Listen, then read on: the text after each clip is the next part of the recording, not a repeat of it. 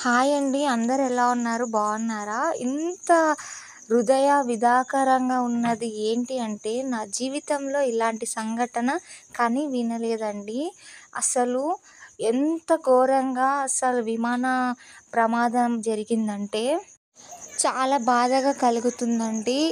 అస్సలు ఎంత ఘోరం! ప్రాణం పోయే ముందు వాళ్ళు ఎంత బాధపడ్డారో, లైవ్‌లో విమాన ప్రమాదం గురించి విషయాలు చూస్తున్నాం కదా! ఎంత బాధగా ఉందండి అసలు. విచారకరమైన సంఘటన ఇది. చాలా బాధాకరమైన విషయం అండి. చనిపోయిన కుటుంబాలు ఎన్నో రోదిస్తుంటాయి. వాళ్ళందరికీ శక్తి ఉండాలి, శాంతి ఉండాలి, మనసు అంత ధైర్యంగా ఉండాలని ప్రేయర్ చేయండి అందరూ. చాలా బాధాకరం అండి. చాలా అంటే చాలా అసలు విమాన ప్రమాదం ఎయిర్‌ప్లేన్ ఏం చెప్పిందంటే, విమానం కూలిన తర్వాత పరిస్థితి చాలా ఘోరంగా తయారైందంట.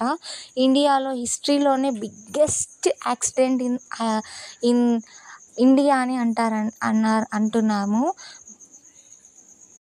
ఒక్కరు కూడా బతకలేదండి. ఒక్కరంటే ఒక్కరు కూడా బతకలేదు.